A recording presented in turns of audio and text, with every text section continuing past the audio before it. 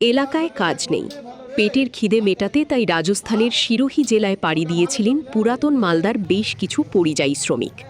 সেখানে টাওয়ার নির্মাণের কাজে যোগ দিয়েছিলেন তারা। গত বুধবার সেখানেই এক মর্মান্তিক দুর্ঘটনায় মৃত্যু হয়েছে ৩ তরতাজা যুবকের। মৃতরা হলেন মহিষপাথানি গ্রাম পঞ্চায়েতের বালুয়াটোলা গ্রামের মুরসালিম হক ২৪, ওই পঞ্চায়েতেরই নতুনটোলা গ্রামের পাঁচু শেখ ২৮ এবং শাহাপুর অঞ্চলের রায়পুর গ্রামের রুহুল শেখ ২০। শনিবার তাদের মৃতদেহ নিজেদের গ্রামে ফিরতেই শোকের ছায়া ছড়িয়ে পড়ে গোটা এলাকায়।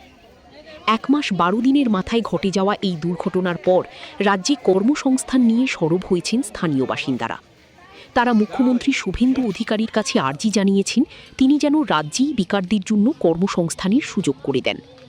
তাহলে এভাবে ভিন রাজ্যে গিয়ে বেঘরে প্রাণ দিতে হবে না মালদা তথা বাংলার পরিযায়ী শ্রমিকদের।